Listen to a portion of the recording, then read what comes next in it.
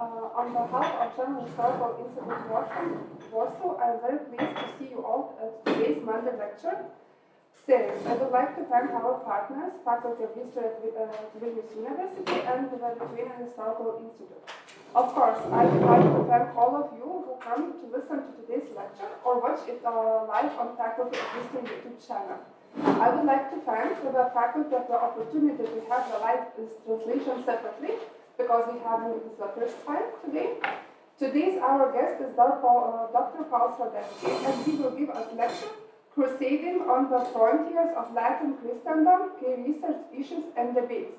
Please forgive me if that was a bad pronunciation, but I tried. And today's moderator of this lecture is Dr. Darius Baronas, and he shortly will present our guest today. Okay. Thank you. Dear ladies and gentlemen, dear students and professors, I'm very honored for being granted an opportunity of introducing Dr. Paul Srodecki to the audience gathered at the University of Vilnius History Faculty, and I'm also very delighted of saying a very warm welcome to Paul. Welcome back to Vilnius. You are not new in this town and in our milieu. So I would like to say a few words, even though some of us know who you are, but still I have to recall that Paul Srodecki was born not too many years ago in Poland, in Rzeszów, and after a while he graduated from the University of Greifswald and worked in many institutions in Czechia, in Germany, and now I see that he is going to work in Sønderborg, University of Southern Denmark, and he is a scholar of many talents and active in many fields. And what is important to emphasize is that he has uncanny ability and very, very strong energy of connecting people and scholars from different countries, of bringing them together, of moderating at the conferences, and of putting up very, very important books. One of the first books that I came to know about him is that one, that is Antemurale Christianitatis. This book is devoted to the bulwark ideology of how to defend the Christendom from the onslaught of different non-Christian powers. And this book is a true encyclopedia as regards that very, very important topic within the greater studies of the Crusading movement. And this work is based on his doctoral thesis, as far as I understand. And you can see that by bibliography is more than 100 pages of small print, and it is an impressive achievement of scholarship. On the other hand, I would like to emphasize that he also is very important for us, for Lithuanian scholars, because he helped our British colleagues, for example, to establish contacts between them and Lithuanian scholars whom they didn't know before that, before we came with Remigijus Petrauskas, for example, to Marburg. It was 7 years ago. And the first volume of this conference was published 2 years ago. It is devoted to the expansion of the faith in the High Middle Ages. And the second volume has just been released last week, and it is devoted to the defense of the faith. And this collection of essays, I think, is very important, and it has direct relevance to the topic that we are going to hear quite soon. And another topic is also very important.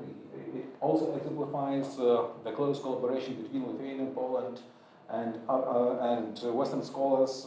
It is unions and divisions. That was a memorable conference just before the plague struck in 2019 and 2020, and it is also out of print, and we can enjoy and better know each other and our historiographical traditions. As I have said, that Paul Srodecki has many interests in different spheres, extending from the Middle Ages down to the politics of memory in East Central Europe. But the most important for me personally is his contribution to the study of the Crusades, and the most recent data you are going to show us. And without further ado, as we say, the floor is yours. Thank you very much, Darius, for the very kind and honest presentation and invitation. thank you for the invitation to the Wille and the German Historical Institute, and of course to the Historical Faculty in Vilnius. I don't like to correct you, Darius, but a very, very important thing for me as a Pole is I wasn't born in Rzeszów. I was born, and you probably know it, you should know it, in Radom, Michilnowi, yes, the Polish-Lithuanian Union. But it's like, I think, Kaunas and Vilnius. So Wikipedia must be... Yeah, probably. No, it's no problem, but Rzeszów and Radom. So this is the book, you can give it around. The other book has been published last week, and you can already purchase it as an e-book version. The hard book, the hard print, is also available. Unfortunately, we haven't received any copies yet. So, as you already said it, a lot of things and considerations which led to both publications, to both volumes, were grounded in one book that I have published 2015, my doctoral thesis, which I wrote in the year 2013, and an English,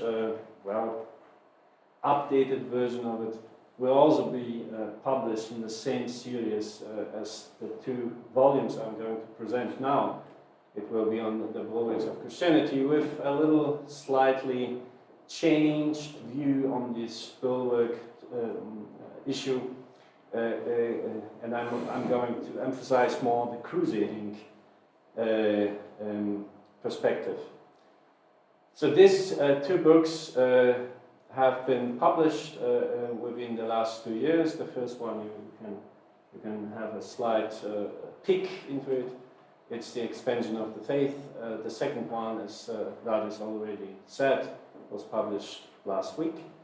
We decided to divide the publication in two volumes because, and I would speak about it, from my view, there are a lot of reasons to do so, to divide the phenomenon of the peripheral crusades into a perspective which is focusing on the high medieval crusades on the periphery, and a perspective which is focusing on the late medieval crusades of the periphery.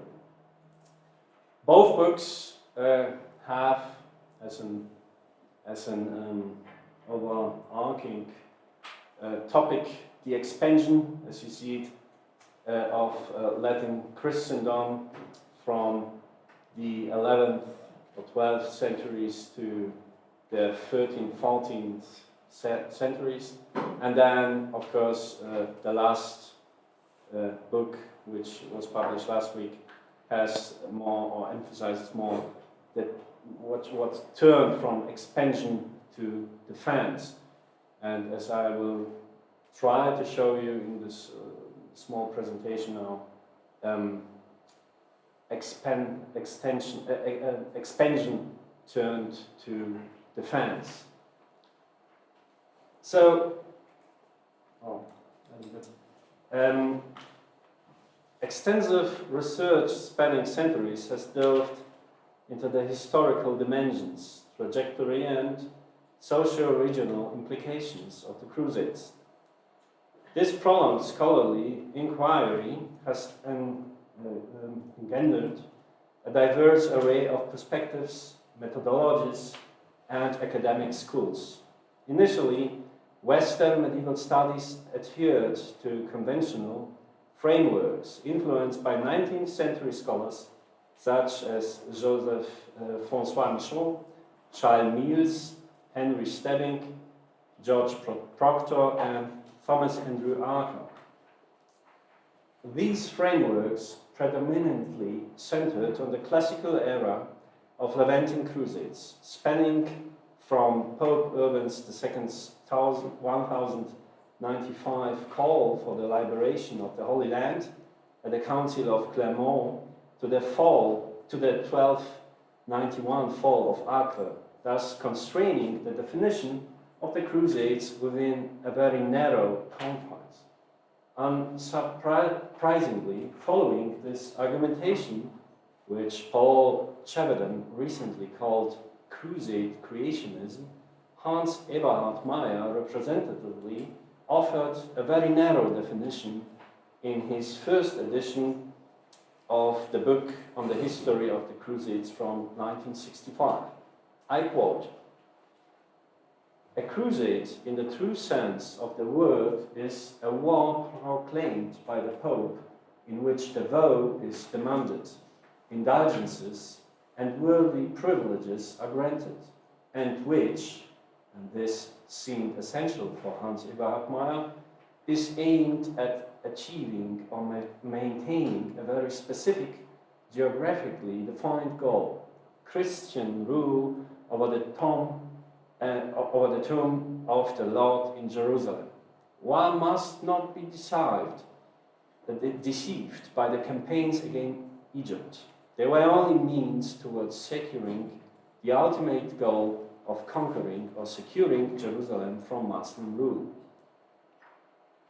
This was the quote, and this was the classification of the Crusades by Hans Eberhard Meyer, and I think it stands very much for traditionalist views I'm going to refer now. Regarding the Crusades, it's a clash between the Latin Christian West and the Muslim and Orthodox Christian East.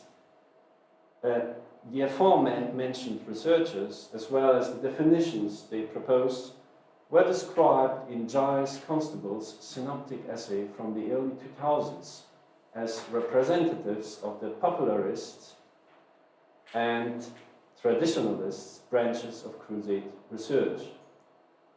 According to this distinction, the popularists see the Crusades as a religious groundswell of the socio-religious elect, the pauperes and humiles, and others who made themselves children for the sake of God. For them, crusading had its roots in prophetic, eschatological movements among the peasantry and the urban proletariat. Scholars with a more traditional definition of the Crusade movement hold that a true crusade must be directed towards the east, either to assist the Christians there or to liberate Jerusalem and the Holy Sepulchre, as the quote by Hans Eberhard Meyer. I think the traditionalists par excellence. Traditionalists ask where a crusade was going and therefore hold that the Crusades basically ended with the fall of the Crusader states in the East. In the scope of definition, the phenomenon of the Crusader movement is predominantly limited temporally to the High Middle Ages and spatially to the Crusades of the mainly French, English, Italian and German Crusaders to the Holy Land and the Eastern Mediterranean.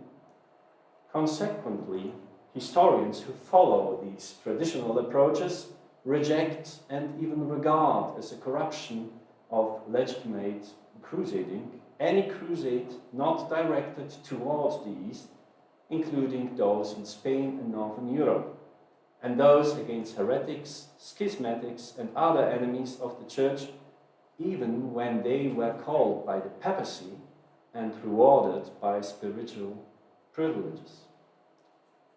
Alongside these two crusade schools, mainly popularists and traditionalists, Giles Constable also described the popularists and generalists, the pluralists and generalists. The latter identified the Crusades with holy war and justification of fighting in defense of the faith. In the view of medievalists such as Ernst Dieter Hehl, to name one of the main representatives of the generalist school, For contemporaries, a crusade was equivalent to the execution of the divine will on earth and thus meant the forgiveness of all sins. Ernst Dieter Hehl, for instance, does not seek primarily to define crusades within legal or organizational categories. According to his generalist approach, papal authorization was not absolutely necessary for the execution of a crusade, since it was carried out with the authority of God, Deo auctor war. For Hehl, a crusade could be led against any perceived enemy of the Christian God and meant above all the continual reflection of a change of consciousness in Western Christianity. The frame of reference for this change was above all theological rather than juridical. Although sharing the generalistic approach that crusades were led on many different fronts and not only in the Levant, pluralists such as Palmer A. Froop, Jonathan Riley Smith, Caspar Elm, or Elizabeth Sibery, conversely see the defining essence of a crusade in papal authorization. They ask how a crusade was initiated and organized, and thus extend the history of the crusades not only geographically, but also chronologically, down to recent times. This pluralistic approach was summarized precisely by Riley Smith, who emphasized that, I quote, to contemporaries, a crusade was an expedition authorized by the Pope, the leading participants in which took vows and consequently enjoyed the privileges of protection at home and the indulgence, which, when the campaign was not destined for the East, was expressly equated with that granted to crusaders to the Holy Land. Following this argumentation, a crusade could be directed against any enemy of the Catholic Church, so long as it fulfilled the role of a holy war. That is, it was waged either in defense or, to refer back to the title of the first volume I presented you here, for the expansion of the faith. Being a manifestation of the Christian holy war, a crusade could, to cite Riley Smith again, be fought against the infidels in the East, in Spain and in Germany, and against heretics, schismatics, and Christian lay opponents of the Church for the recovery of property or in defense. Ordered by the papacy, one of the characteristics of this holy war was its universalistic concept, at least from a Western Christian perspective. Disregarding the exceptional women warriors during the Crusades, every male combatant, regardless of his decent or social status, could take the cross or join a papally authorized a crusade against any perceived adversaries of Latin Christianity. With everyone gaining the same indulgences and privileges, quote Paul Chevedden once again, it's the Crusades' cause was just in the traditional sense, but it was related to the needs of all Christendom or the Church, rather than to those of a particular nation or region. And it was because it was Christ's own enterprise that it was not merely justifiable, but was positively holy. A crusade was regarded as a form of pilgrimage, and pilgrimage terminology was often used of the Crusaders and their campaigns. The vow the Crusaders took was based on that of pilgrims, and so were many of the privileges they enjoyed in consequence of it, particularly the protection of themselves, their families, and prosperities. They were also granted indulgences, and when they were not engaged in war in the East, these were specifically related to those given to Crusaders in the Holy Land. It was also Jonathan Riley Smith who provided another very interesting perspective on the different historical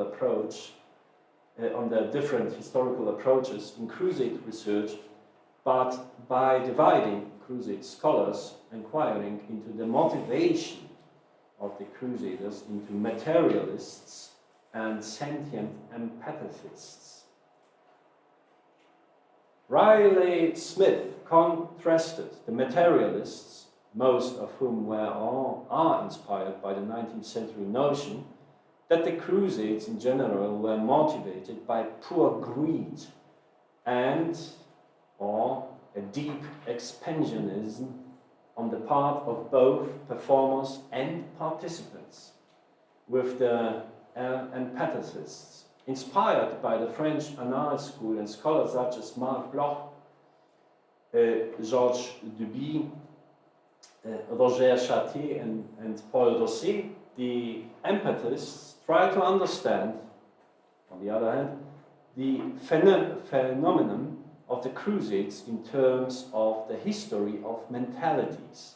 For them, it was not only the obvious religious, political and social-cultural aspects which played an important role in motivating the Crusaders, but also the mental spaces that people themselves inhabited, to quote Marcus Bull.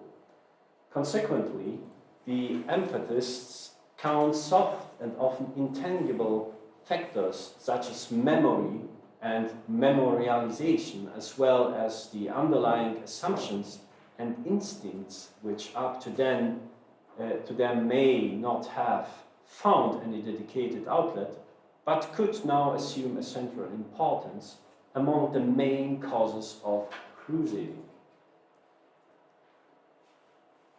Referring to Paul E. Chevedden, an American crusade scholar, classification mentioned at the start of this presentation one can also distinguish between creationist and non-creationist scholarly approaches to the crusade phenomenon. Creationists such as Malcolm Barber, Jonathan Phillips, Karl Erdmann and Jean Fleury assume that crusading was created functionally complete from the beginning and did not develop by historical processes, but was created or invented by Pope Urban II in 1095, or that it had its origin in an idea in the mind of Pope Urban. Chevedden differentiates between old and new creationists. The former believed that no crusades occurred outside the Creator's design and that Pope Urban II not only initiated the crusades but also in some meaningful sense controlled crusading in the furtherance of a purpose sanctioned explicitly by him. Urban II's crusades appeal at the Synod in Clermont in November 1095 is regarded as the 0 hour. The Holy Land, as well as the Eastern Mediterranean region, are considered as the only and immutable targets of all crusades. In this creationist view, the First Crusade, as well as all further armed pilgrimages to the Holy Land, are sometimes pointedly referred to as War of the Pope up to the present day. Like the old creationists, scholars defined by Chevedden as new creationists, such as Jonathan Riley Smith, for instance, also see Urban II as the main initiator of the crusade idea and the crusade movement.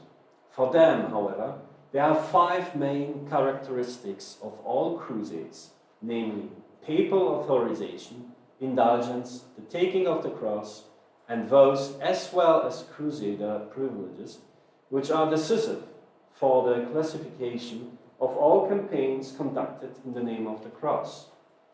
So long as the armed pilgrimages outside the Holy Land meet these characteristics, the new creationists also regard them as crusades, whereas the old creationists also presuppose that the crusade is made up of its aforementioned core ingredients, regards the non-Holy Land ventures as an ecclesiastical abuse, to quote Hans Eberhard Meyer, or the original crusading ideal that had been perverted, or as an improper appropriation of the concept.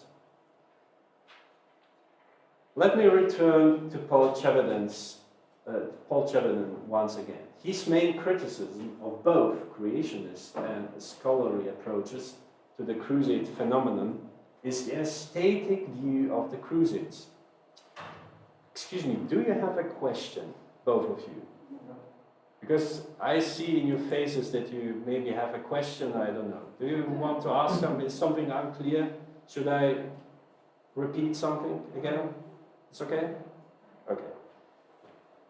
Neither of these schools has been able to master the central problem of the Crusades, the problem of change. Both schools start from the presupposition that Crusades are reproducible, repetitions of the same mode of activity, the basic elements of which do not change.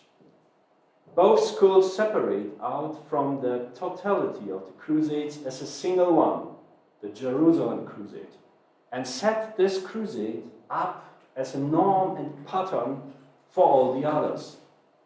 The Crusades, however, were immensely diversified and must be viewed in their totality.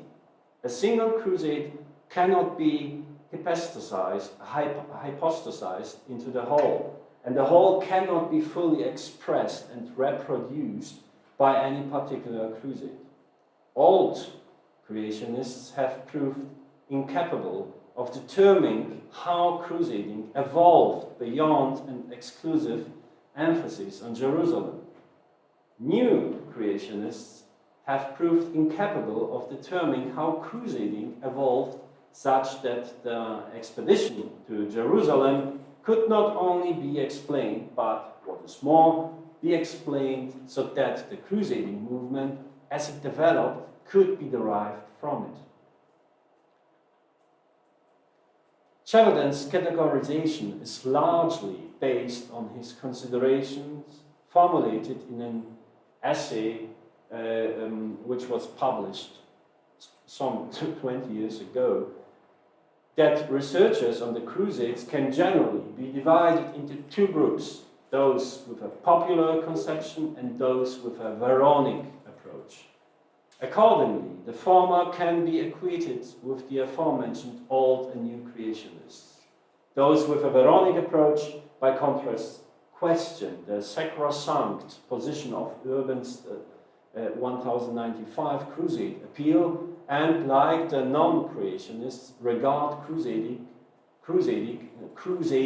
as an evolved movement, whose precursors can already be found before the Council of Clermont, for example in the Norman conquest of Sicily or in the Iberian Reconquista. As with the creationists, Chevedden criticizes the popular notion of the Crusades as contradictory and incoherent because it is based upon the fallacy that crusading had a foundation in institutional structures and processes before it had a foundation in reality, despite the emergence of the crusade indulgence and the crusading vow prior to 1095. For Paul Chevedden, the latter finding is an important indication that crusading had a foundation in institutional structures and procedures before 1095. As versatile, overlapping, or sometimes diametrically opposed as these approaches are, none of them is able to provide a universally acknowledged, complete and comprehensive picture of the crusade phenomenon. To take up the question with which Ernst-Dieter Hegel titled his essay some decades ago, therefore we might ask, what actually is a crusade?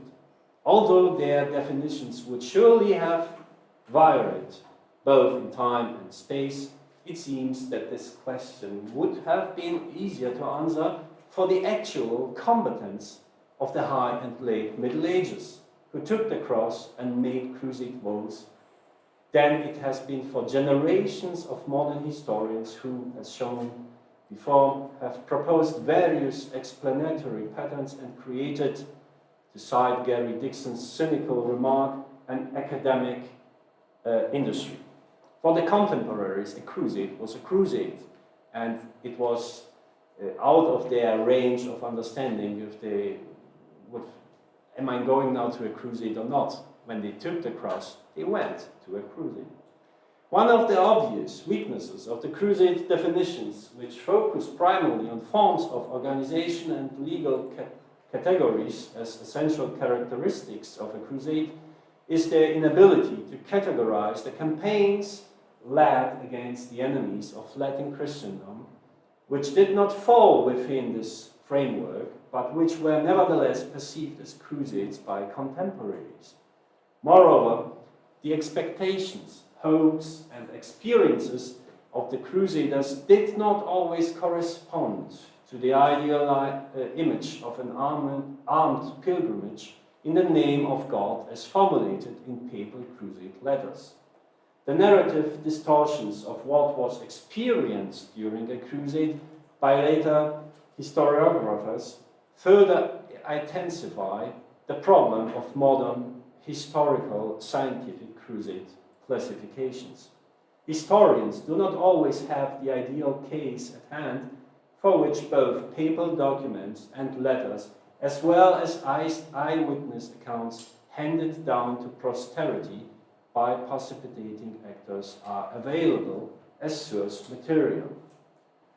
In fact, crusade terminology was long associated with that of Christian pilgrimage, along with Latin synonyms as expeditio, iter, via, peregrinatio, profectio, passagium, etc., etc. Special words for a crusade derived from the form crucesignatus, one who is signed by the cross.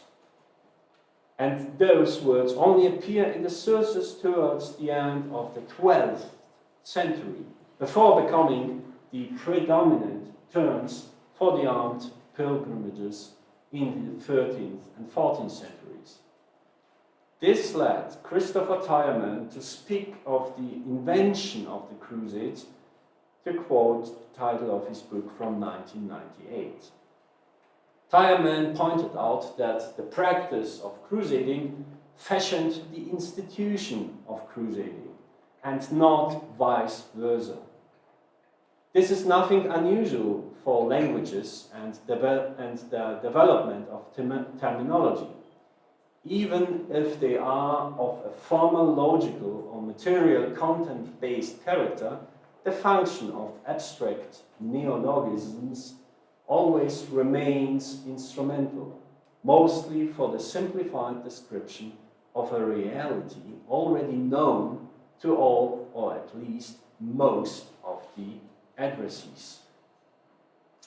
According to the German scholar Lothar Bonscheuer and his linguistic topical analysis approach, abstract terms, as well as topoi, always reflect widespread ideas as part of consensual assumptions and prerequisites. Their basis, however, is not only a hodgepodge of historical experiences, conventions, and traditions from socially relevant discussion contexts, but above all, the overarching public perception of reality. Thus, an army equipped with or signed by the cross at the back, whose combatants symbolically took up the cross before the campaign began, will gradually have been designated as bearers of the cross, as the crucesignatus, or signati, in that case, in the plural form. Things actually seen experienced or told are thus reflected in the respective language. In a certain sense, therefore, the concept of the Crusades thus resembles a topos that has found its way into the established language. As a matter of fact, the term crusade and others associated with it fulfill in their habituality, potentiality, intentionality, and symbolicity four structural elements of a general topos. In the light of Pierre Bourdieu's habitus theorem, as part of the aforementioned consensual assumptions, a topos always forms a mirror of the dominant opinion. By contrast, topoi can be interpreted in many different ways, and thus produce formal language which is not fixed in terms of content and is only opened up to the addressee as concrete perspectives for argumentation in the context of a specific problem. Furthermore, an unchangeable characteristic of the topos lies in its argumentative and amplifying double structure, which aims at situational problem solutions. This ambivalent character of the topos, as both a sense constitutive and a polyvalent orientation aid, results from the effectiveness of a generally ambiguous topos and the question of the success of the situational interpretation in the service of a specific problem and argumentational interest. Thus, an old topos becomes obsolete as soon as it ceases to contribute to persuasion and has lost its instrumental function. It generates into a cliché. Finally, symbolicity is understood to be the symbolic form of a collective memory. What fascination does a topos exert? How immune is it to the arguments and terms? The symbolic effect of such topos or neologism is based on the redundancy of known keywords, phrases and aphorisms, but also of logical schemes, and it is intended to guarantee the formal recognition of a word. And to come back to our topic, thus the crusade terms and the crusade rhetoric resulting from it are not mere decoration or rhetorical accessories, but are an integral part of the worldview-like background structures that enable the existential, pragmatic argumentation of the live world. All in all, it appears that crusading as a legitimating concept of the bellum justum, as well as the rhetoric derived from it, gained currency from the 11th to the 13th centuries, everywhere on the peripheries of the Christian West. The Reconquista on the Iberian Peninsula, that is the reconquest of the once Christian territories from the Muslim Moors, as well as the battlegrounds in the northeast of the European continent, the so-called Northern Crusades of the Germans, Poles, Danes, and Swedes. All of them were designated as crusades.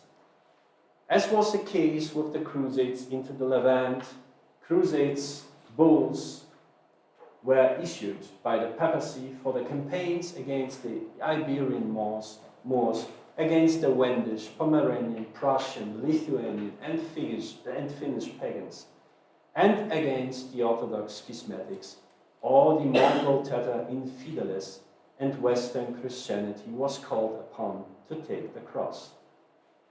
In the imagination of medieval Christianitas, as well as far into the early modern period, the concept of the crusade was tantamount to the modern pluralist or generalist understanding. Even if the armed pilgrimage to the Holy Land with Jerusalem as the umbilicus mundi, that means the navel of the world, was without doubt the highest goal of every crusader, and thus also continued to have a lasting influence on the language of crusading, as Christopher Tyerman aptly pointed out over 30 years ago. Even if opposing interpretations of the Crusades, sometimes paired with harsh criticism of the crusading movement, already emerged in the Middle Ages and consequently led to numerous disputes among the intellectual elites of Western Christianity, the various, sometimes even diametrical, interpretations of a crusade tended to develop in the course of modern debates in historical as well as cultural studies. Against the background of its conceptual transformation and reinterpretation as an allegorical term used for propagandistic purposes, the term crusade grew into a fuzzy and somewhat inconclusive topos. As Nicholas Jaspert stated in a summary essay on the phenomenon of the Crusades and their socio-cultural interpretation a few years ago, it became a polymyth which only attained a prominent position among historical myths in combination with its continuing, ever-changing significance beyond religious boundaries. A key to understanding the Crusade movement therefore lies in the visualization of the religious habitus of those who took the cross under different contextual, temporal and spatial conditions. In this context, Norman Housley rightly refers to religious zeal. For him, crusading was first and foremost an act of devotion and a religious and cognitive experience. Consequently, the origins of the Crusade movement must be sought in the sphere of religious belief rather than placing their specific needs and events, or res gesta, at the center of crusading as the basis to explain the Crusades. The latter approach underlines the importance of a higher objective as the causal momentum behind the Crusade movement. What binds one crusade to another and every element of crusading together is not a set of common elements or properties, but a common purpose. This was a fact that, according once again to Paul Sheridan, was already formulated by Pope Urban II as the intellectual originator of the First Crusade.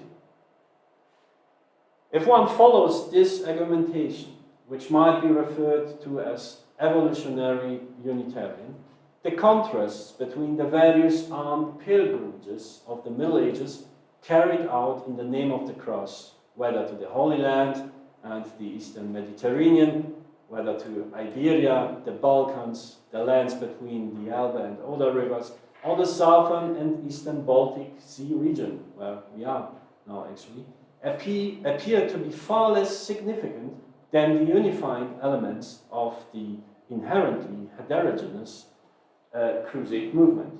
A dynamic rather than static Crusade concept was already evident in Urban II's call to the Holy War against the Muslims in Palestine as well as in Iberia. Ever new interpretations and modifications of the Crusade phenomenon were thus the logical consequence of the armed pilgrimages to follow, and thus of the still developing medieval Crusade idea.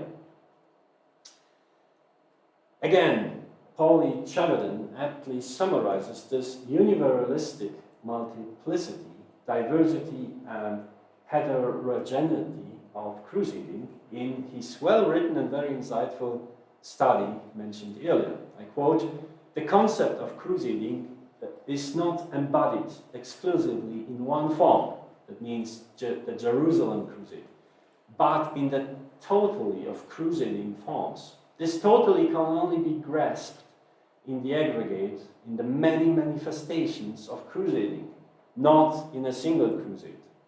Only by looking at the crusades in this way do the multiplicity, the diversity of the Crusades cease to appear to be a contradiction of their unity and become instead a necessary expression of that unity itself. Every individual manifestation of crusading is what it is only in connection with the whole. That means the end of purpose towards which crusades are directed. Thus, while crusading transforms itself over the time in all its changes, it also preserves itself in all its changes. Quote, and. Only in this way, to conclude, could the Crusade movement, regarded through the evolutionary lens of constant change and development, survive so long within Latin Christendom up to the beginning of the early modern period, and during the Hussite and Turkish wars continue to form an important ideological, rhetorical, and thus both legitimistic and propagandistic instrument of the papacy, as well as of the respective secular actors who called for holy war against different enemies of the faith.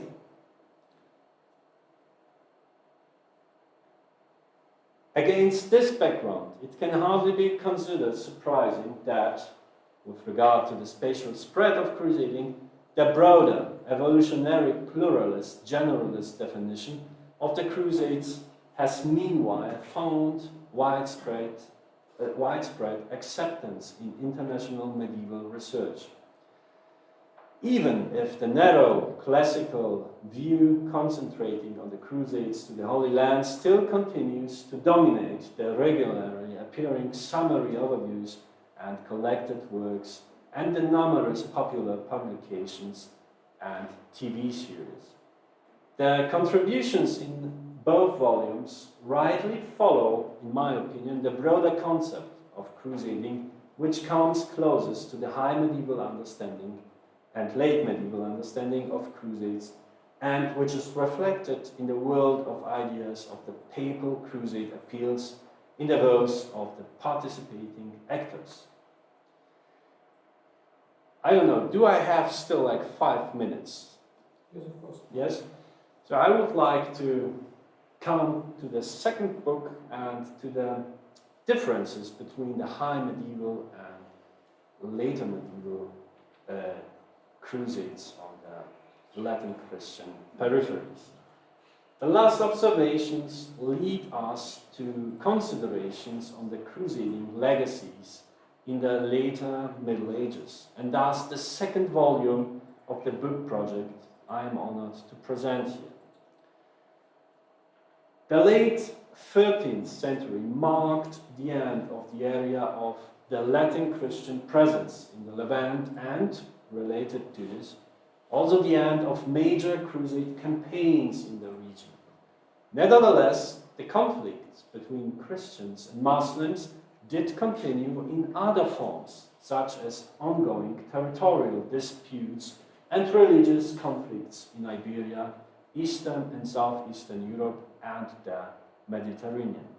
A main characteristic of the transition phase from high to late medieval crusading was the switch in legitimizing rhetoric. The Holy Land, the site of Christ's crucifixion and resurrection, remained a focal point of most of the anti-Muslim campaigns, despite the loss of key territories like Jerusalem to Muslim forces. However, as early as with the Second Council of Lyon in 1274, and certainly at the beginning of the 14th century, passagia, the plural form of a passagium, as one of the main medieval terms for a crusade to the Holy Land, were being divided into general, the so-called passagium generale, and particular, the so-called passagium particulare crusades. While Jerusalem and all the other Levantine holy sites of the Christians remained the main goals of the former, the latter just meant a primum passagium, that means a first passage, or a passagium parvum, a small passage. These small crusades were understood as preliminary steps with limited objectives to achieve the final purpose, that means the recovery of the Holy Land. In contrast to the High Middle Ages, alongside the loss of the Holy Land and besides the Christian conquest of the Western European colonization of the Americas, however, Latin Christian expansion came to a gradual halt at the turn of the late medieval and early modern periods. Along the political, logistical, and ultimately also military feasibility of a large-scale crusade to liberate Jerusalem has now receded into a purely theoretical and practically almost unenforceable far distance. It is possible, therefore, to distinguish two diametrically opposed periods of late medieval crusading, which clearly demonstrate the switch from Western expansion to religious warfare as an instrument for defensive purposes against non-Latin Christian outer groups.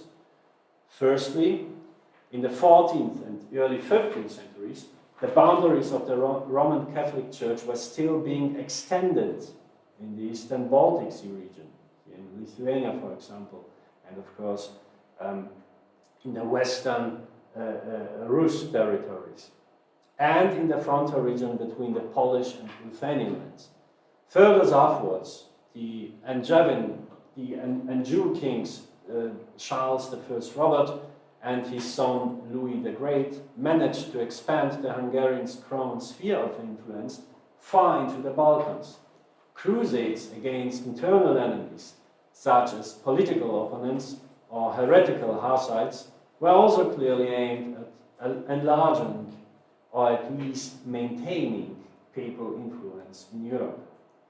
This was also the case on the opposite periphery of the European continent, where the Iberian Reconquista slowly began to reach its conclusion with the Spanish conquest of Granada in 1492, their culminating campaign. The expansionist efforts of the Portuguese and Spaniards swept over to the other side of the Mediterranean Sea and even as far as to the northwestern African Atlantic coast. Drawing upon the traditions of similar 13th century expeditions, such as the so-called African Crusade of King Alfonso X of Castile in 1260, numerous campaigns were led in the name of the cross against strategically important coastal cities, with the sieges and captures of Ceuta in 1415, Ksar es-Sevir in 1458, and Azila in 1471, or the battles of Tangier in 1437. However, from the late 14th century, the most prominent among anti-Muslim ventures were the various campaigns against the Ottomans, which brings us to the second type of the late medieval crusading.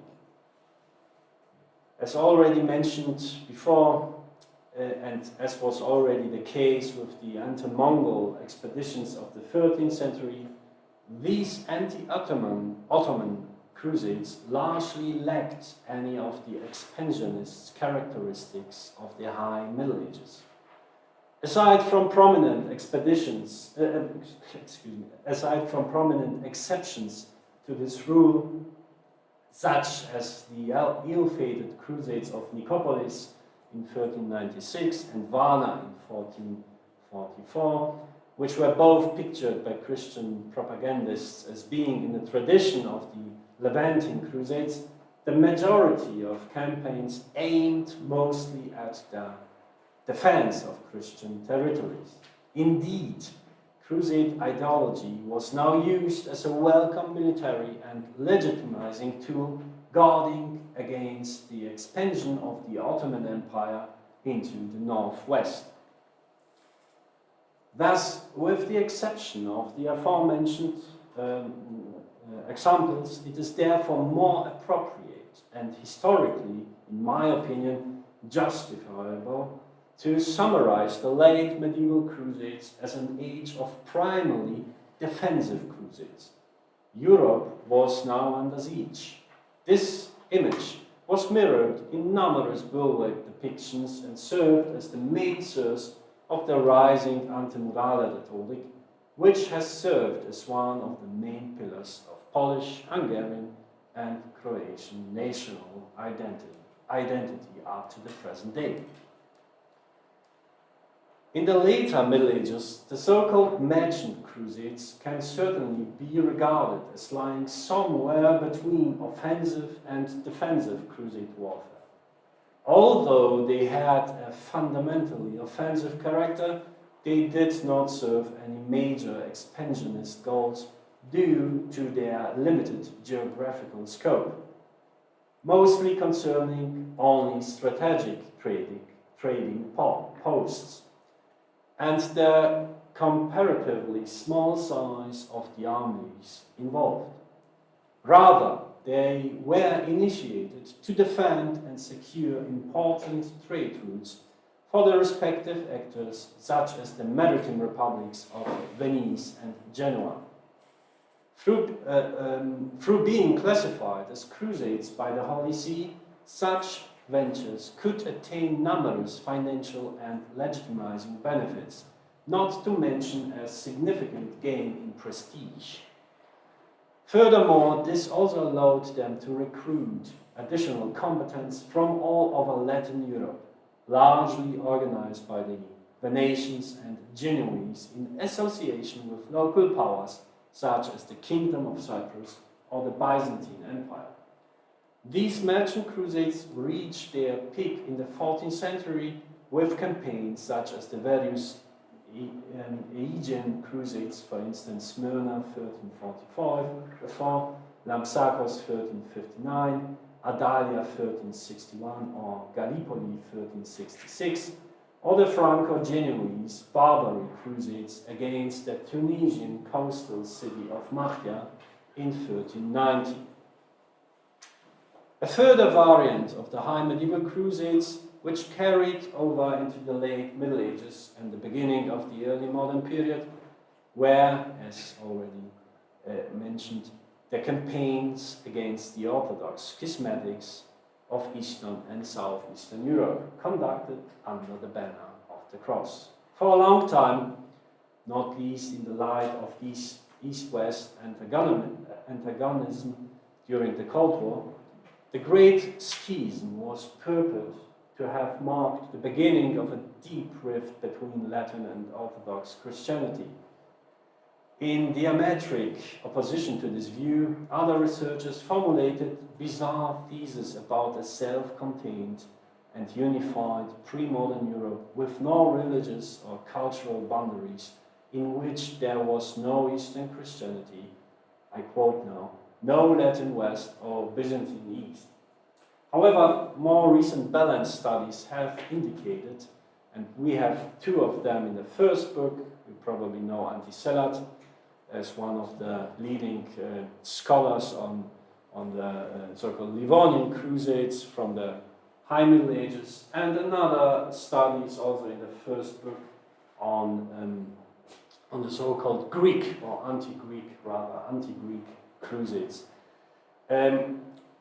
More recent balance studies have indicated that, just as in the 12th or 13th centuries, the relationship between Latin and Orthodox Christianity in the 14th, 15th and 16th centuries was more than ambivalent.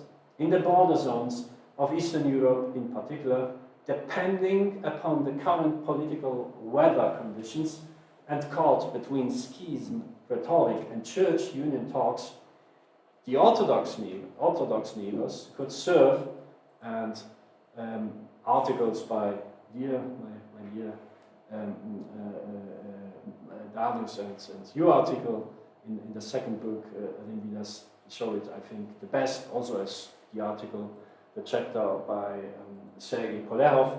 Orthodox neighbors could serve as adversaries or allies of crusading companies. As was the case with anti-Ottoman crusades, Teutonic, Polish, Lithuanian or Swedish military campaigns against Muscovy, especially as the new rising great power in Eastern Europe, gradually turned from offensive to defensive at the turn of the medieval and early modern periods. To sum up, and now I come to the end, one significant characteristic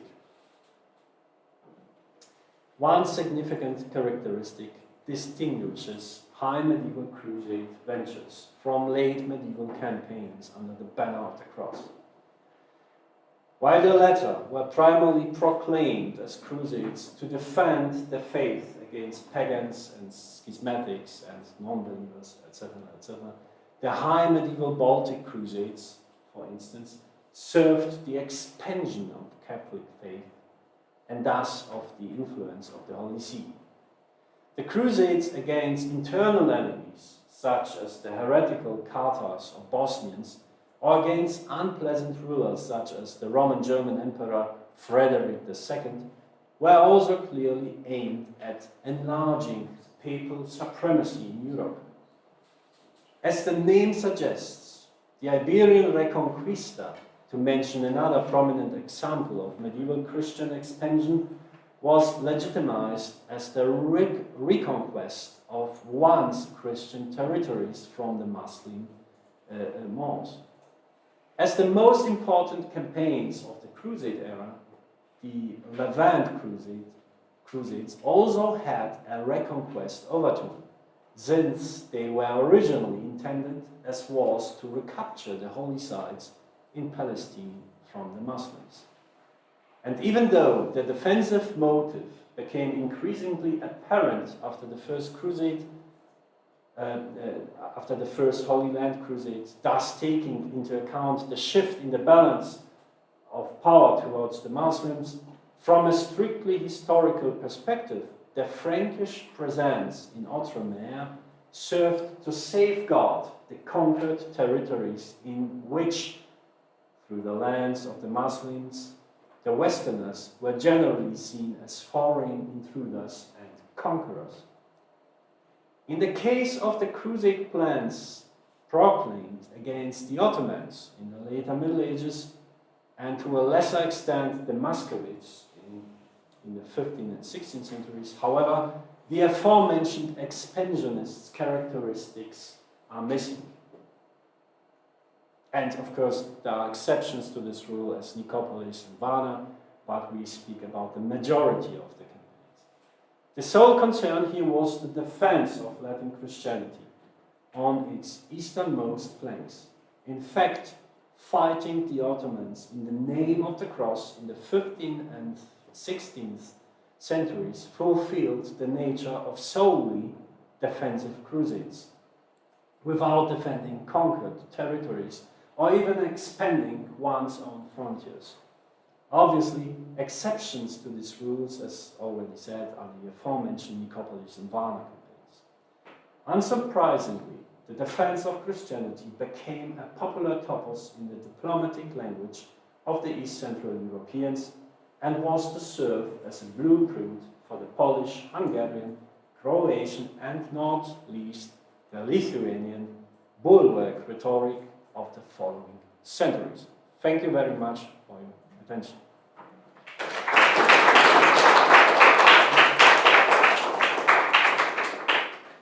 I let it out of my presentation, but I know that we are visualized beings and we like pictures, most of us, as I wanted to share something I found in the vaults of archives and books, namely some seals of the Piast rulers, Polish Piast rulers from the high medieval period, depicting themselves as atlete Christi, as athletes of Christ, as fighters, as champions for Christendom.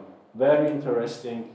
You have different depictions, the Piast rulers as the typical manner as dragon slayers in the manner of St. George or the Archangel Michael, or as conquerors of griffins and lions, like the biblical examples, or as devotees of Saint Mary. Just one example. I know in the second book you also have this wonderful picture from Lublin, which depicts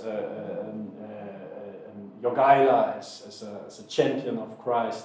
Very interesting, in a very closely related manner. Okay, so thank you, Paul, for your informative and very instructive lecture, and of course it's time for the audience to ask questions and to wait for your answers. So, questions please. So, no, I see when a fly can be heard flying. Okay, so it's my turn then to ask you. I would like to ask you as a scholar. So, how do you see, as if from outside, this very different mosaic of different theories regarding the Crusading movement? So to say, how do you interpret them? So to say, this variety of different views on essentially the same phenomenon as Crusades. Yeah. Well, that's a very interesting question. I tried to answer it in my to you. It seems maybe like a longer lecture, but I just tried to summarize 2 chapters from the books, mostly 100 pages to just 10 pages here, which it's very difficult. I think we have to distinguish between a scholar view on the issue, on the matter, and we have to take on the other hand, what did the contemporaries think about the phenomenon, and I think that the scholar view in the past was, well, how to say, in the 19th century, it was derived from the actual historical, let's call it, I don't know, truths or facts, whatever you want, however you want to call them. And when reading books from the 19th and the first half, or let's say the first 3 quarters of the 20th century on the Crusades, mainly the traditionalist views on the Crusades, I always got the feeling that those authors could not get out from their heads the actual times they were living in, the 19th and the 20th century. So they took a perspective from the 19th and 20th century. I don't know if we could totally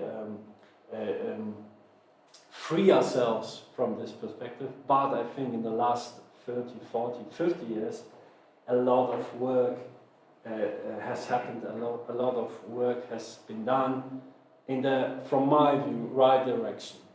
Like Riley Smith already emphasized some decades ago, 20, 30 years ago, I think it is important to take another views, another perspectives, another angles into the consideration of the Crusade phenomenon, and for example, the history of mentalities, the history of linguistics. It's very important also to analyze how words develop and how contemporaries see those words. So to answer your question, it's not very easy, I think, and this is my opinion on the whole topic, and I really am on the side of the generalists and the pluralists, and more or less find the considerations that have been presented by Norman Housley, Paul Chevedden, and Giles Constable to be very, very positive.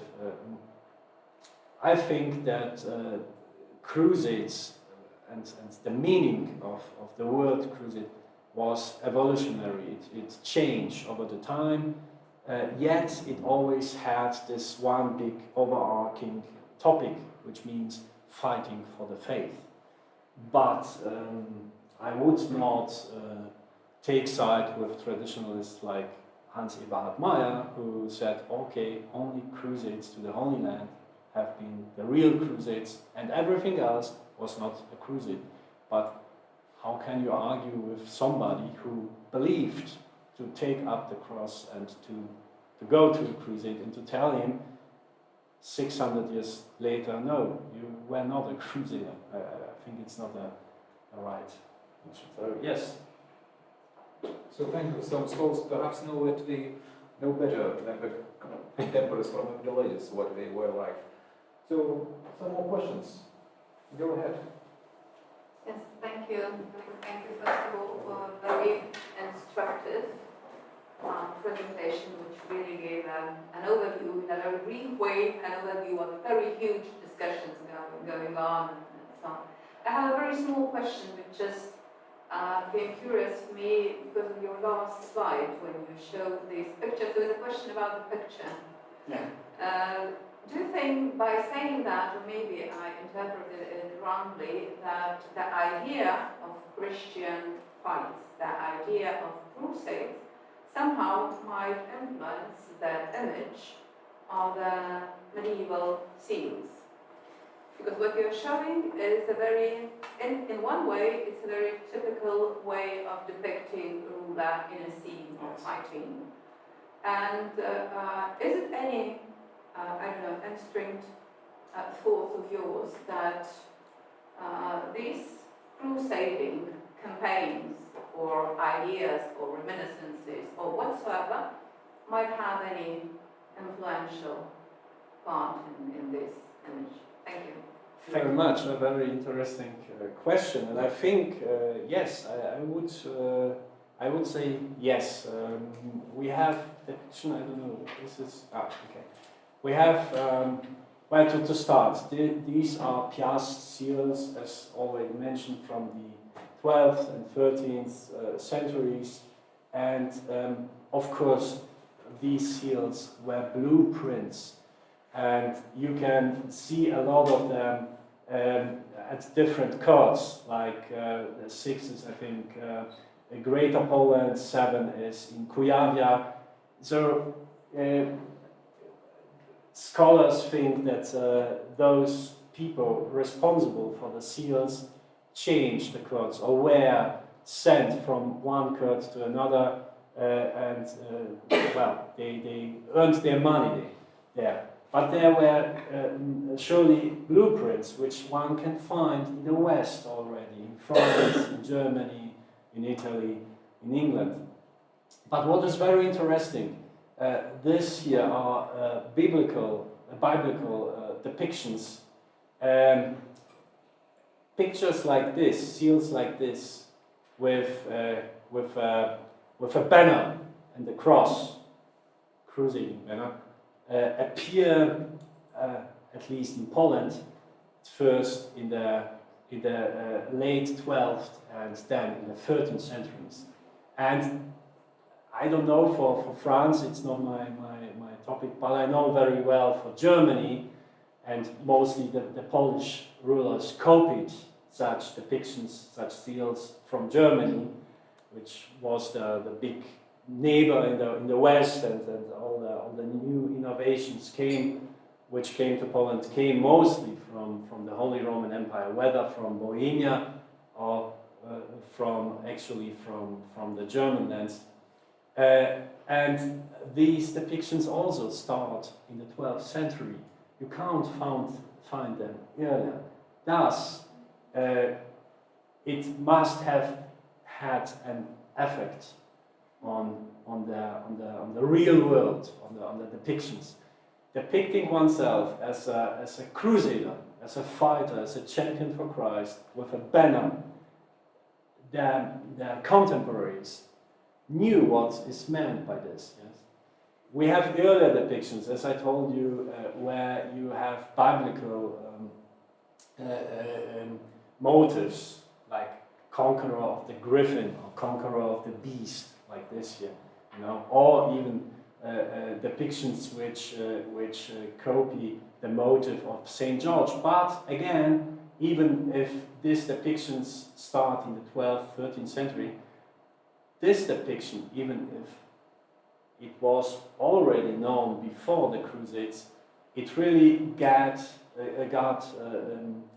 prominence during the times of the Crusades. You know, Saint George as the protector of the Crusaders, Saint George as the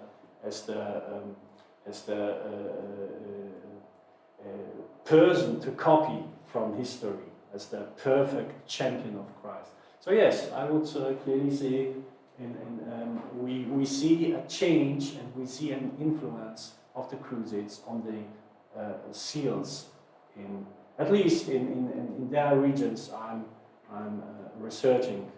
It would be a very interesting question to take a look on the French and the English seals, whether they also start in the 12th and 13th century with this kind of seals, or if there are such seals in the early 11th centuries before Clement. But without knowing it, I would assume that no, it started after 1095 to 1096. No, thank you. That's really very interesting.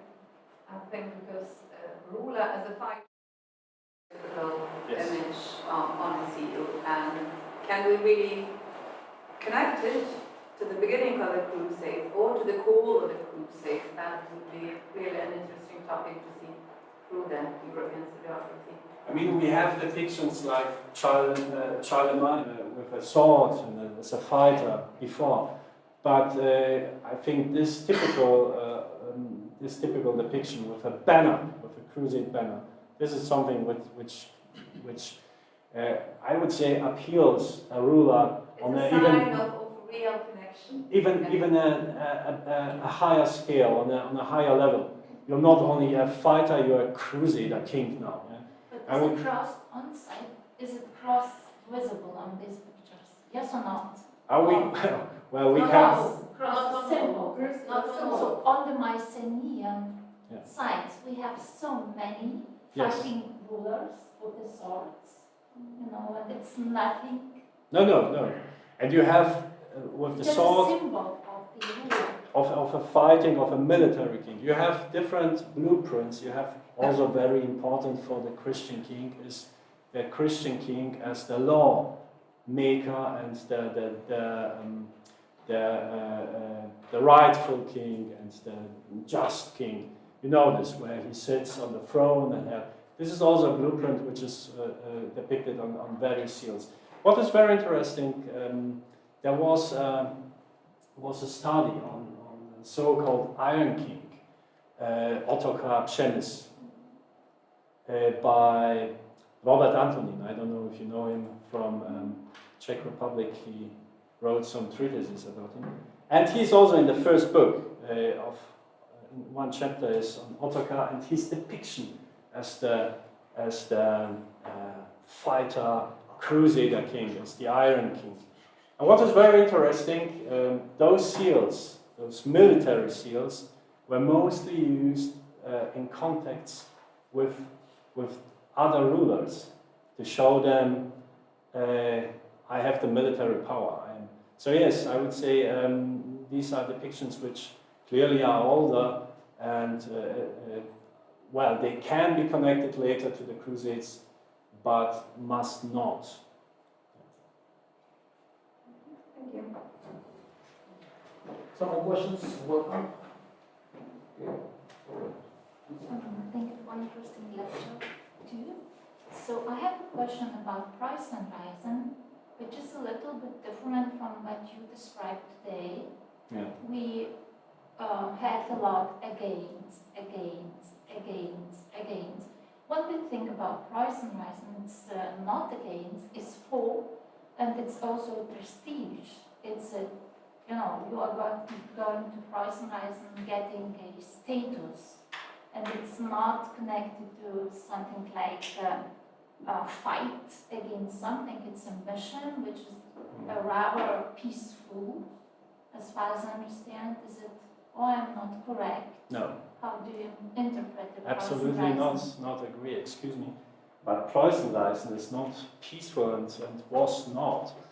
The Preußenreisen, the Litauerreisen, and you can see it in the sources, always gegen die Litauer, gegen die Heidenfahrt, wider die Heiden, the old German word for against. You have of course the Prussian missionaries and the Prussian missions from the 11th. It starts at the end of the 10th century with the Saint Adalbert, and then 11th and 12th centuries. Of course you have it, yeah, peaceful missions and the missionizing of the Balts. But the Preußenreisen, called the Preußenreisen, is a peaceful attempt to Christianize the Baltic Sea region. I could not disagree more, excuse me. And you have it in the sources, you have it all in the sources as well. It is described as a war by sword and fire. Of course, we have two very diametrical but not excluding narratives. On the one hand, you have the so-called fight for something, like for the faith, and for, of course, for the expansion of the faith. On the other hand, in the same sources, which is very interesting, the defense is also mentioned. So you have arguments which depict, as you said, if we take up the example, the Prussian crusades, the Prussian Reisen, the Preußenreisen or Preußenfahrten, as something, as a military campaign to expand the Christian rule over the Baltic Sea region. On the other hand, it is always depicted as a defensive fight against the enemies, and then you have it again against the enemies of the faith. And this is something which I described in the first book, which is here, Ante Modale Christianitatis, one of my main theses, and I wanted to clean up a little bit the myths which were surrounding the Polish and the Hungarian, but mostly the Polish bulwark rhetoric and its origins. One of my theses is that, the Poles and the Hungarians were not the ones to invent the bulwark rhetoric, but actually this bulwark rhetoric goes a big journey back to ancient times. You can find it already in the Bible, and the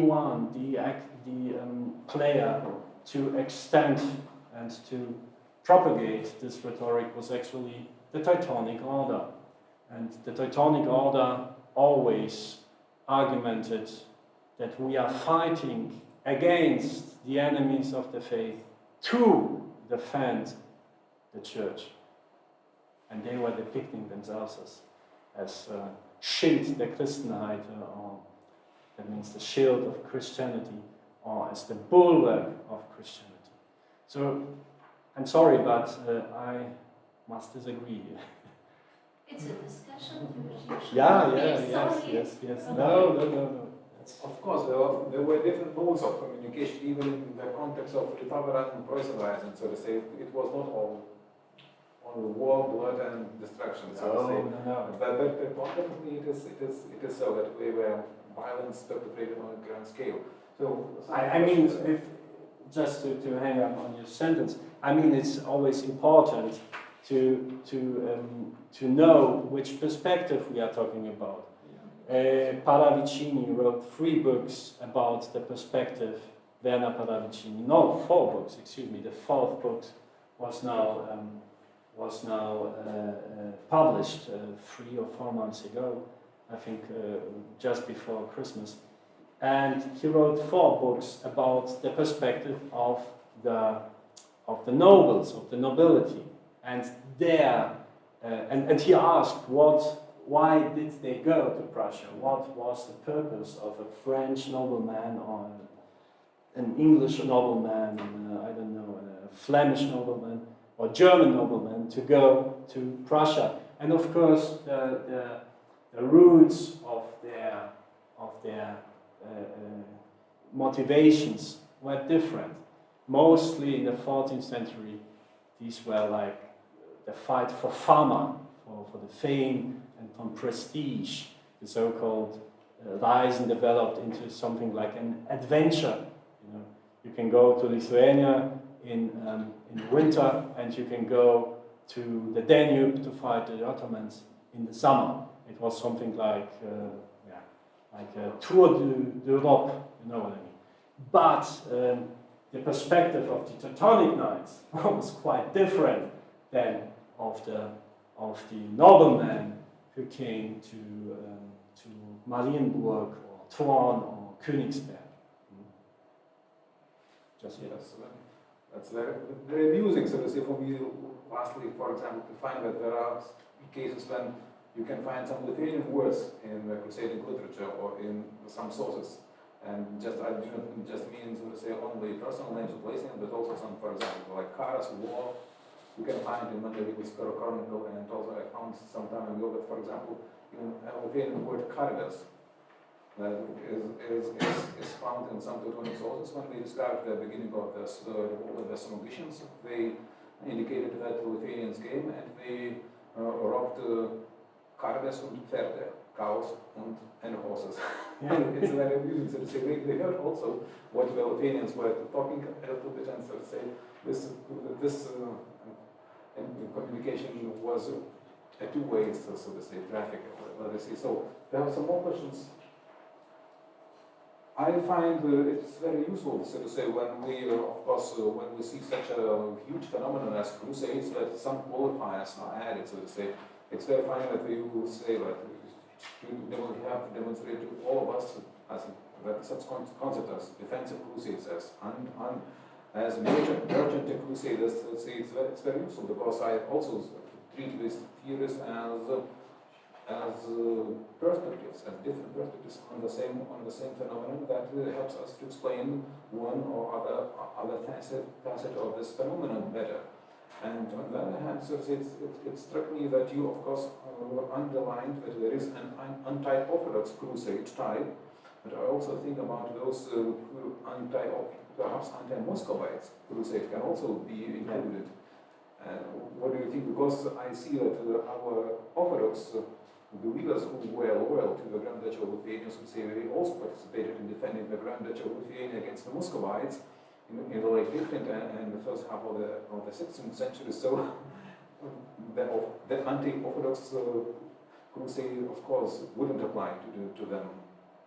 So to say anti-Muscovites. And of course, one more thing is that when the Muscovites, of course, they conquered the canyons of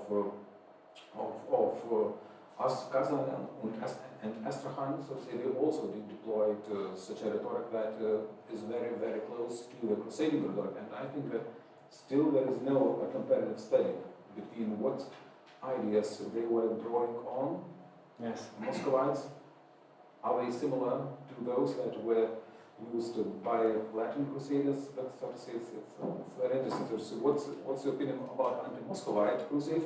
And one question for me is also I have been struck time and again that for us, as I think moderns, it is very hard to imagine that it is one and the same church, the Roman Catholic Church, which deep in the past had advocated and proclaimed crusades, and now we see the church that says we have the courage to hoist up the white flag and go negotiate with Russians. So to say, it's one pacifistic and one strong militaristic approach. And I think that the church in general relies on the same stock of ideas that was available from time out of mind in the Holy Scripture. And I see that, for example, it is rather difficult for me to find in the Crusading sermons how they managed to think away such pacifistic ideas as turn another cheek, love your enemies. So to say, do you know if some Crusading theoreticians, so to say, how did they discard this idea, or did they simply ignore that facet of pacifist Christianity, exemplified by such notions as love your enemy and turn another cheek and so on? Thank you. Well, to start with your last question, it was, when did it start with turning? And yes, well, in all this, let's say, or didn't they call attention? Well, there's a big discussion going on now. I mean, okay, of course, when you answer such a question, you first of all you mentioned the so-called bellum justum, you know, the Augustine. But there is a big discussion going on now, at least in the Anglosphere as well as in German medieval studies, to which degree bellum justum and Saint Augustine was really, how to say, taken into the heart by the first Crusaders in the 11th and 12th centuries. Because we actually, and I share the opinion of some scholars now who question this, it was not that diffused in the Christian world. We can't find any proofs of it, at least for the late 11th and early 12th century. So this is a very interesting question, and there is, for example, Georg Strack, who was at the first conference. You probably remember him. He was not able to write a chapter for the books, unfortunately, but he is now a professor in Marburg, and he wrote a lot and is still doing research on Urban II and subsequent popes in the 12th centuries and 13th centuries, and their depiction of Crusades. It's a very interesting discussion going on. So the traditional view is they declared it through the bellum justum. But now I would not answer it further, at least not for the late 11th and early 12th centuries, because there is a big discussion going on. As for the second half of the 12th century and the 13th centuries, I think, answer this question, and I think the most important player here, the most important figure for the legitimization of power, of violence, of using violence against other humans, against non-believers, was of course Bernard of Clairvaux. And we know that he had a big impact on the thinking of knights, of crusaders of the second half of the 12th and then 13th centuries. Not at least because Bernard of Clairvaux was traveling a lot. He was at the German court, he was at the French court, obviously. He was traveling around and at different ducal and under other princely courts, and he was advertising the idea of a holy fight against non-Christians. And we have writings from him from that time, which were circulating a lot of in the 12th and 13th centuries Europe, and in those writings he clearly underlines, emphasizes that killing a non-Christian, killing a pagan, killing a Muslim it's not a sin. It's like, I don't know, killing animals. I paraphrase, of course, now, but I have quoted it in the first book, so you can see the actual passages and so. And what is very interesting, those quotes by Bernard of Clairvaux have been copied in a lot of bulls later, papal bulls, and also in writings between the rulers when they called upon their subjects to take up the cross for the fight against non-Christians. So this is this question, and well, I don't want to answer now when it comes to Pope Franciscus and his Russia rhetoric now. Maybe it's too political, and please let us not open, as the Germans say, this barrel of beer. Let it be closed. But the other question was about anti-Muscovite crusades. Once again, it's very interesting. We have 3 or 4 articles about it in the second book, and you also terminate this topic about Orthodox and a little bit. But Sergei Polerov, for example, writes very, very finely about it in his chapter on Vytautas the Great and his changing policy to the east. So Muscovite, to sum up, Muscovite princes, crown princes, could be, on the one hand, could be used as allies in the fight against, for example, I don't know, Tatars or other rulers who were non-Christian, or on the other side could be the goal of a crusade.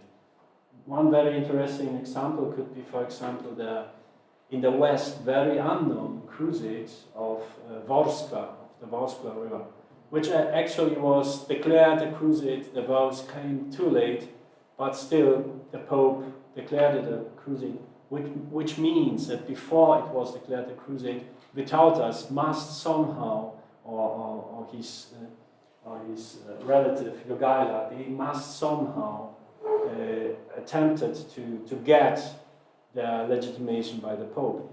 And in this particular campaign, there were Teutonic knights fighting alongside Lithuanian knights and Polish knights, and also knights, Ruthenian knights from different Ruthenian principalities. So it always depended on the political, as we say, weather conditions. Thank you, Paul. I do not know how much time we have left, but so to say one last question, okay? So, students should be more active, I guess. Or maybe I could ask, what is your opinion about that popular representation of crusades in general, for general public, and how it can impact people visualization of how it happened? Because even in the description of this lecture, there was mentioned that it is only seen like the Latin Christians of the High Middle Ages in the Holy Land or something like that. Yes. How this representation can be changed when we have your researches? Very interesting question from a contemporary historical perspective. I really appreciate it. Thank you very much, Linda. Yes, that's a very interesting question. That when we take the popular depiction of the Crusades, if you take the popular historical, so-called historical books, they always concentrate on the depiction of the Holy Land Crusades. In fact, they take a strictly traditionalist perspective on those crusades, on those campaigns, and depict them as something which started in 1095/96 and ended in 1291. And they even go further and take a very, very traditionalist stand when they even take the enumeration of the crusades, like in Germany there are 7 crusades, in France and England the 7, 8 crusades, depends on how you count, And they only concentrate on those crusades and depict them as well, there are no other crusades. These are only the crusades. The other crusades or campaigns which have been declared crusades in the Middle Ages are not even mentioned. And the same when it comes to television productions. In this one particular book, in the first one, I mention a documentary series, and actually it was one of the starting points for Norbert and me when it came out. I think it was 2015, 2016. The conference was 2017, and we were like, it was at the German television, on the second public German television on ZDF, and it was about the Crusades, and yes, it was very, how to say, fight evil against, fight the good against evil, and very black-white, of course, depicted, and only the Holy Land Crusades and stuff like this. Yes, and we as Eastern European medievalists, we thought, from Germany, we thought, no, come on, we must do something. And of course, there has been a very, very long tradition in contradicting this popular view, but still, if you take more recent publications, especially from the Anglosphere, you have a lot of books where this very traditionalist view from which was created really in the 19th century, is still mirrored and still reused, and well, that's how, and it shapes, of course, the picture of the non-historians, people who are not related to historical studies, and they think, okay, Crusades, that must be only the campaigns in the Holy Land. Thank you for answering, of course. A very interesting question. I mean, yeah. Are there any questions? Well, it's time to end, so to say thank you very much indeed. And so to say, I think that everybody of us have got a clear idea that this field of Crusading studies is a flourishing one indeed, and it's a very thank you for presenting this. Thank you. So,